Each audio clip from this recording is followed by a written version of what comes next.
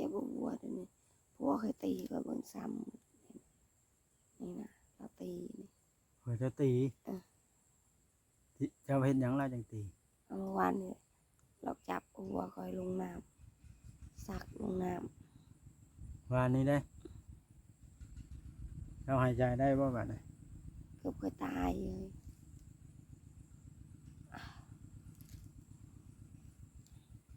กันแค่แบบนี้ เดี๋ยวจะเฮ็ดเป็นตาย้านหลายกว่าเฮ้ย ซากโอ้โหมึงก็เหม็น โอ้อย่าเฮ็ดไปทั่วทิศ เพราะฝนยานนะเอาไม่ได้ยานนะ แต่กับต้นไม้คอยนอนไปเมื่อเจ้านากินนะครับ เจ้าย่านคอยเป็นห่วงคอยนำทางบ่ เมื่อเราเมื่อเรา เมื่อแหละเจ้าหน่อยคอยกับเมื่อแล้ ก็ ว บอกบ่ทองให้มือค่ะ พ่อคอยบ่สำบายจ้ะ ก็บอก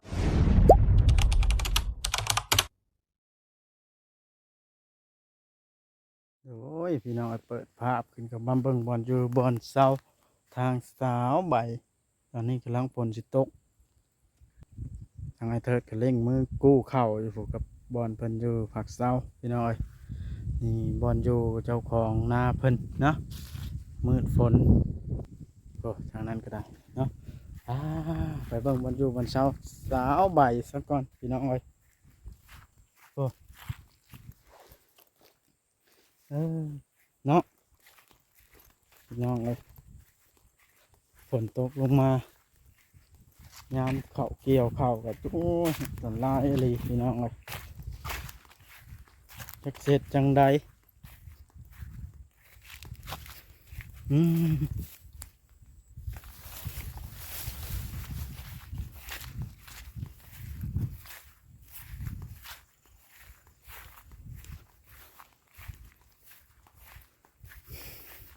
บายเรากินอิ่มแล้วเราก็มาพักผ่อนบอกให้เฮ็ดเวียกก็บ่เฮ็ดอยู่ผู้ละอุ้มน้ำคลองเดี๋ยวเพิ่นอยู่อุ้มนั้นเจ้าของเถียงนาเจ้าของนาสบายมาอยู่อุ้มนี้นั่นเด้มานอนห่มผ้าจุ้ยอยู่บ้านนี่กินอิ่มแล้วสบายดีเป็นอะไรคือว่ามานอนอยู่คือบ่ไปเฮ็ดเวียกน้ำเพิ่นค้านบ่หรือเมื่อย ว่าก็เห็นเลย จะเฮ็ดเพียงล่ะฮะ นอน ลูกใช้เงิน20,000นะฮะพอได้มื้อ บ่ได้ มื้อสิซื้อนั้นมะพร้าว เออ เป็นหยังซะนี่ ร้อน บ่กินเด้อแหน่ถือว่า นอน2คนเลยบ่นี่ถ้าฝนตกมาเฮ็ดให้เจ้าสินอนได้นี่ฮะมื้อนี้คือว่าอันนั้นคือว่ากว้างฮ้อนอันโอ้ยถ้าฝนตกมานี่เสร็จเลยเจ้าอยู่ก็บ่ได้ลูกนั่งนี่กว่าเจ้าก็ได้สิเบิ่งนี่ถ้าให้ FC เบิ่งนี่ เบาค่อยก็ลุกบ่ได้ก็เจ็บมือ เจ็บมืออาการหนักบ่เด้นี่ฮะ ก็เจ็บมือ เป็นไข้บ่ เห็นมาควายลูกแรกอยู่มือค่อยนี่ โอ้ยมันบ่แม่น นะเคยแรกๆนั่นอาการบ้าแบบนี้ แรก อันนี้ มันนี่วะไปไปคนเข้าซอยเพิ่นไปให้ FC เบิ่งไปขยันนะกว่าเจ้าก็ได้ ปวดสมอง เป็นหยังล่ะ ก็ปวดตีน ไปไปคนเข้าเขาอยากเบิ่งเจ้าเฮ็ดเวียกลองเบิ่งเห็นแต่เจ้าพุดจิโร่ บ่ ข้าเจ้ามานี่เจ้าเฮ็ดเวียกซอยเพิ่นจักเทื่อแล้ว เขาเห็นอย่างนั้น เอาเพิ่นคนเขาเฮ้ย พ่อคอยได้นอนอยู่ในกระบอกก็สบายอยู่พ่อคอยเห็นว่ามันเล่าน้ำเป่าฮีเอาวีนาวีเป็นมักสุกลูกนะพ่อคอยได้เป็นคนเป่าเลยจังดีเป่า อย่าเว้าเป็นตาย่านหลายกว่าสบาย พ่อคอยเป็นคนเป่าดีแล้วเขาลืมสะอาดประมาณคุณบ่พ่อคอยได้เป็นคนเป่าวีนะเอาวีมันเป็นตำรวจนะ สบายเจ้าบ่อายเพิ่นบ่มากินอิ่มแล้วนอนนี่ บ่ปวดก็เห็ดแล้วก็บอกให้เอานอน ผัวเจ้าเฮ็ดล่ะเอ้าก็ผัวเฮ็ด2ผัวเมียให้แล้วไว้แล้ววะ บอกให้เราเห็ดเดียว ให้เขาเฮ็ดรถ อืม อืม สบายไม่ยอมเฮ็ดเวียกบ่ยอมขุดจิรออีกมานี่บ่ฮู้ว่าเกิดอีหยังขึ้น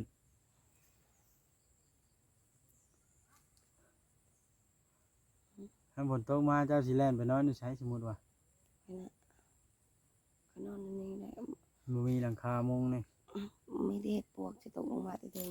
เพื่อนเจ้าข่อยก็บ่ได้เข้าเบิ่งอยู่ในช่ำไปแว่บ่เห็นคนแล้วปุ๊บข่อยก็ได้แม่นข้าวสารเสียเบิดแล้วบ่ เนี่ย สิได้จังฮู้ พอมาเบิ่ง ก็มื้อใดล่ะ เมื่อเช้านี้ก็กับมือก็คืนเขามานอนอยู่พุ่น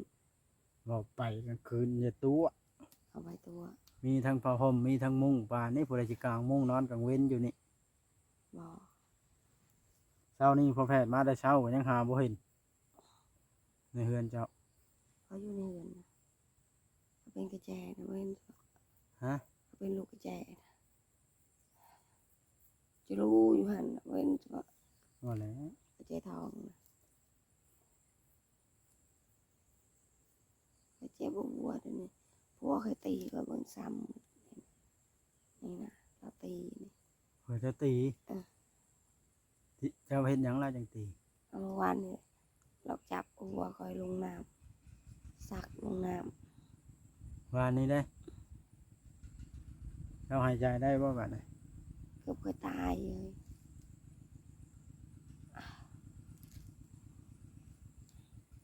กันแบบนี้ เดี๋ยวจะเฮ็ดเป็นตาย้านหลายกว่าเฮ้ยเฮ็ดเบิดสองตาเด้อฮะเฮ็ด เห็ เป็น นบ่ สองตาเห็นเป็น แต่พ่อพยานเนี่ย บอกให้มันดับเองมันให้เปิดไผ่ซากโอ้โหมันก็เป็น โอ้ยเฮ็ดไปทั่วทิศ เพราะฝนยานนะเอาไม่ได้ยานนะ ไปกับต้นไม้คอยนอนไปเมื่อเจ้าหน้ากินข้าม เจ้าย่านคอยเป็นห่วงคอยนำทางบ่ เมื่อเราเมื่อเรา เมื่อแหล้วจังหน่อยคอยก็เมื่อแล้ ก็ ว บอกบัวทองให้มือ พ่อคอยบ่สำบายจ้ะ ก็บอกบัวทองให้มือลูก ก็บอกเลขคอยหน่อยว่า เล็กคือเล็กพึ่ง เมื่อใดเล เล็ ข ก เพิ่ง ปลาแกงเล็กพึ่งเล็กปลาแกง เมื่อใดมื้ออื่นบ่ เล็กเวียนเล็กเราก็ซื้อได้เลยเล็กพึ่งกับเล็กปลาแกง มื้ออื่นนี่ วันน้ำยองตาเจ้าของ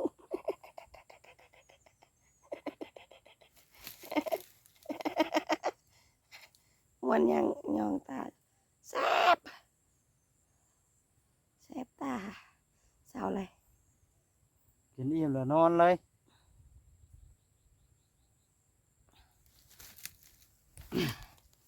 นอน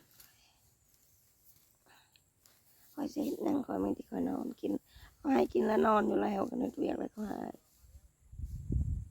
คอยนะเขาให้กินข้าวแล้วนอนนึกเรียกเลยเขาให้ ไผสิหายเฮ็ดเวียก แม่คอยให้ คันไปกวนเขานะแม่นติเขาหายอะลิ อ้าว มันเข้าแล้วนอนนี่บ่ กันคอยหายคันนอน ลูกก็เป็นเด็กน้อยเนาะเขาให้ก็เห็นเรียก บ่ให้เจ้าเฮ็ดเวียกสร้างเว้าแท้ แล้วกินแล้วกินลายก็หมู่หัวเขาว่าแม่นรีบ่ ก็ยากจะน่าก็ลุกไปกิน เราลูกไปกินอีกมันบ่เฮ็ดเวียก ปอก็ไปเรียก ป๊อดต่อสร้างเว้าแท้เนาะบัดนี้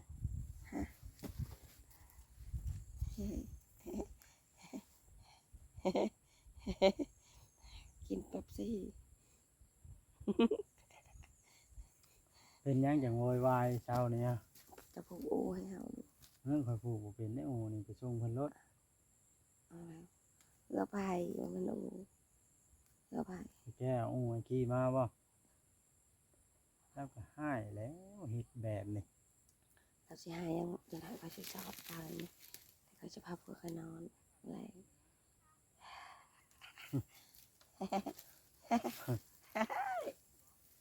นอนกัน ก็สำบายโพด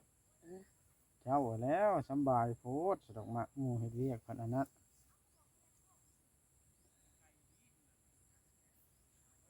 โอ้มานอนแม่นอยู่บ่อันนี้ ย ได้ก็ไอ้หมากเนี่ยเพื่อนกัน ฮะ ไอ้หมาก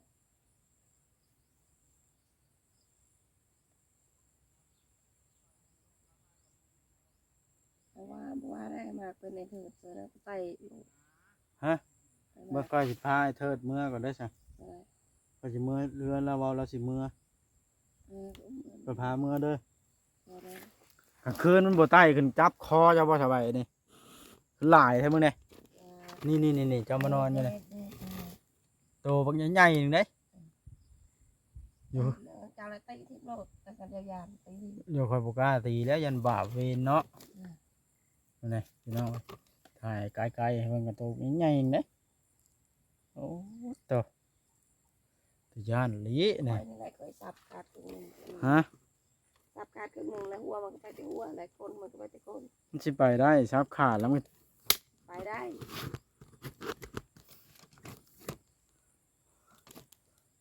เอ้ายามาได้ใช้นี่ไอ้เธอเที่ยสีเขียวได้ อย่าเห็นอันนั้นใบ ฮะเอ้า มันสีแดงนะคุณ ไอ้เธอเที่ยสีเขียวก็เอาปะมันยังอันนี้ สีใบตองคุย สีเขียว สีใบตองคุย สีเขียว แม่มัน แม่มันบอกกันสีเขียว อืม หูได้ยังไงเจ้าเคยบ่ อืม กูมือในย่าแล้ว ขอเป็นแม่มัน แต่ลูกมันน่ะเป็นสีแดง ย่าแล้วกูมือนี่ ย่าเลยไปเศร้ากินลูกเขาเอง เจ้าบ่กินลูกเจ้าเองจังว่า อืม เศร้า ปล่อยมันกินลูกเขาเอง โอ้ยเจ้าเอามาเฮ็ดแบบนี้หมดตึกบ่ได้นมทรีฟลอตเจ้านี่ บ่ได้อย่าเห็นนั่นนะ ก็สิเอามือก็ บ่ต้องเลยไปมาสบาย เอาเงิน10,000นี่ก็ค่อยให้น่ะกะโหล บ้า ฮะ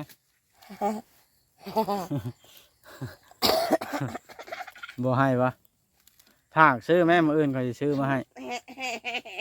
ผากแม่ เอาไปตั้งเอาไปตั้งเฮ้ยอย่ายิดมานี่ นี่ อย่า แห ไป ละพี่น้ ม อง อง ตูบเพิ่นอยู่ก็ได้ตุ่มน้ำคลอง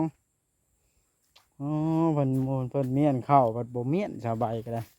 กินอิ่มแล้วมานอนเพิ่นว่ะ ยิดก่อนมาเนี่ยเดี๋ยวไปเลยไอ้ปอกอันนี้นี่ อันนี้ไผเลื่อยโพนนี่เพิ่นให้ได้อนี่ ยังไอ้ ฮะ นะ ไผเลื่อยโพนนี่ เลยโพน สิสร้างเฮ็ดได้เพิ่นเจ้าที่เพิ่นอยู่ในนี่ได้ ขอโทษเด้อ ฮะ ขอโทษเด้อ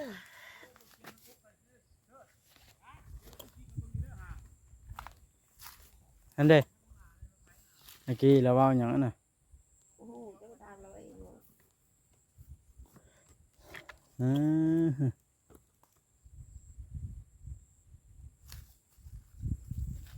หนาวแล้วแมลงกับฝนตกเนาะ พอตกแน่นอนคันตกแล้วนี่ผู้สิทาห้ามเอานี่มาหอดโตคอยแน่นอน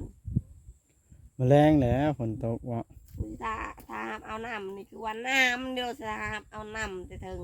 ฮะหนาม น้ำสิทาห้ามกินน้ำแต่ถึงพูน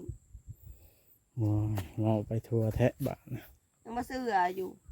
กันเดือนดาวตกลงมาเมื่อแรงนะระวังแล้วก็เตือนว่าระวังไว้ ระวังเรื่องใด ระวังว่ามันแตกอยู่ทางลม โรคบ่ โลกออนไลน์ เป็นหยังวางนี่ พวกก็ตี ตีเห็นหยัง ก็ไม่ได้ผิดหยังเราอยากตี คนบ่พิษหยังไผสิตีจักเทื่อ โรงงานต้มเบียร์นี่นะ นี่น่ะ เอิ้นเอาแน่ผู้ช่วยนี่มานอนอยู่นี่ เป็นได้อนี่คนบักใหญ่แห้งเต็มเคิงนี่แล้วบ่อายเพิ่นบ่สบายมากินข้าวน้ำเพิ่นแล้ว บอกก็อยากเป็นแพทย์เดี๋ยวนี้ก็ไม่ได้อยากเป็นหมอก็สาวเป็นหมอเลย มันบ่เป็นได้แบบนี้ ก็อยากเป็นแพทย์ หือ ก็อยากเป็นแพ ป้าไป ทย์ ป้าไปเฮ็ดช่วยเทิดป้าผู้เราคนเข้าอยู่ผู้เดียวปะ ไปโลดเจ้านะ แล้วข้อยอยากเบิ่ง แน่ เจ้า น้อยผู้สาวเก่าจะลอยเถิดนะ หือ สาวเก่าจะลอยเถิดนะไปโลด บ่แล้วผู้ คือบ่าวเก่าโดยที่บ่ได้ตั้งใจ เบื่อ เจ้ามีผู้บ่าวใหม่อายก็หูดี เลิกกันมาเกือบ1,000 ปี เบื่อปูนปูเขาลงมาได้ ไปใช้ ไปกูข้าวสวยเธอไป ไปโลด เอาค่อยสิจ้างไป จะเท่าไหร่100,000 10,000 บ้าเอา ไป บ้านกัน100,000แต่ก็ไปเลยนะ ไปกูข้าวมันเป็น30,000แล้วเด้ฮะมันนี่เจ้าได้เอาคืนก็ค่อย บ้า หาไปซะไป จะให้100,000แล้วก็ไป ให้100,000มื้อนะ5 มื้อค่อยจังสิเอาให้ บ้า โอ้ยอยากอายเพิ่นแล้วข่อยก็ได้ มาบัดอัน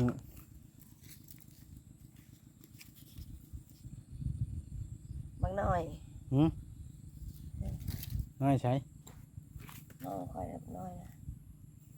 เบยน้องเจ้านะ บ่บางน้อยน้องคอย จานะเบยเจ้าได้รถปั้นข้าวเจ้าอยากได้บ่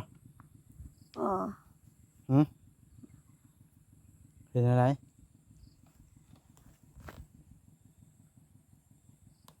ก็จะไปชวนในเทิดเมื่อก็ค่อยแล้วว่าสิเมื่อให้เจ้าอยู่นี่ เจ้าสินอนอยู่นี่ไปจ้ะแล้วเราไปกู้ข้าวซอยแล้ว ไปยิงดอก ฮะ ไปยิงดอก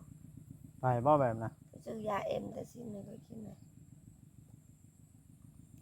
แม่แต่ชิ้นอยู่สาย เอ็มแต่สิ้น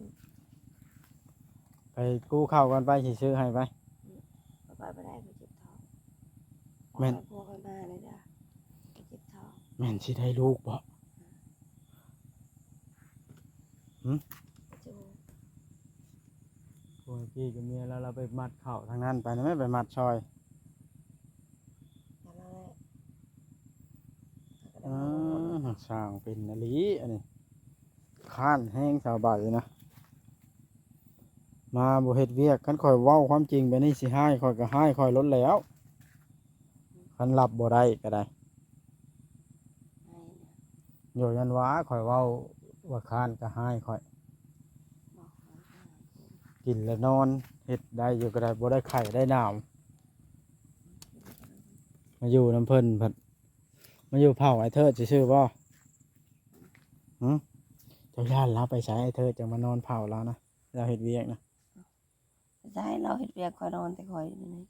นอนแต่เจ้าคือบ่นอนอยู่เฮือนเจ้าจ้ะ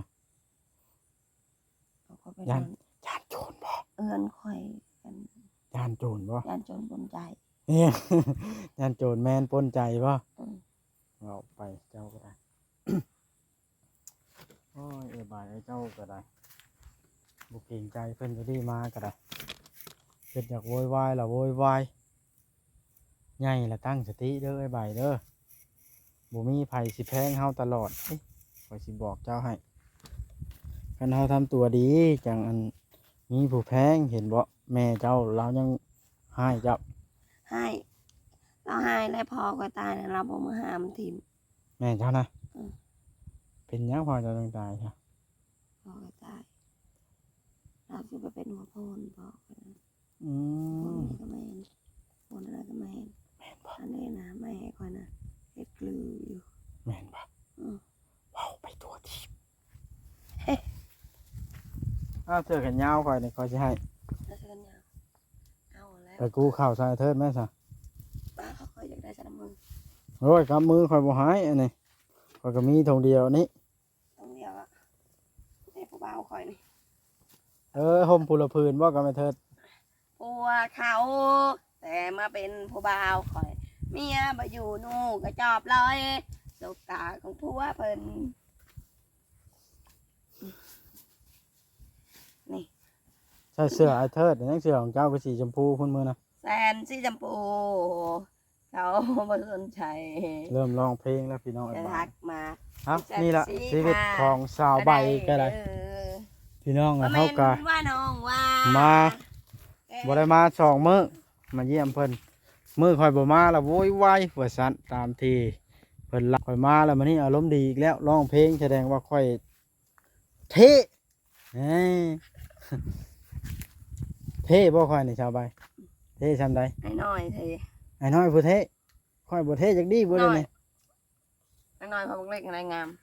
โอ้ยค่อยบ่งามจักดีแล้วค่อย มาเติบนะมางามมาเติบนะต้มใหญ่ แม่นบ่ไอ้เทิดเด้ล่อแฮงไอ้เทิด ไอ้เธอนางงาม เดี๋ยวพ่อเจ้าจังว่าเผาลาวอยู่หั่นเนาะ อืม แล้วมาเฮ็ดเวียกอยู่บ่ได้เฮ็ดเวียกเผาอยู่จังซั่นแหละความหมายมันแนวใดเห็นนะจังมาเผาเรา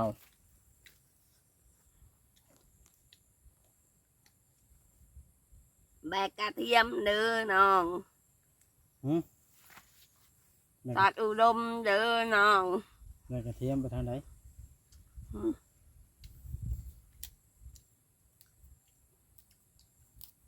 ไปประคองประคอง อ่ะสบายเพิ่นสิไปช่วยเธออันเก็บข้าวกันเด้อ ไปโลด เจ้าสิไปน้ำไปสิให้10,000เว้าอีหลีได้ค่าเฮ็ดเวียกนำแม่เทิดไป ยิงเอาโลดอันหนึ่ง เลขบ่ ก็ได้ บ่มีเลขเด็ดนี่ อย่าประมาทได้ ตัวใดจะเด็ด28บ่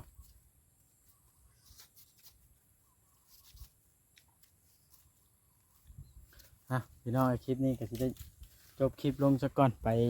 ใบชมนุกหัวคอยไปใหม่ เบิ่งไอ้เทิดนั่นคนเข่ากันบาทนี่บายบ่ไปซอยโอเคพี่น้องรอชมในคลิปต่อไปเด้อ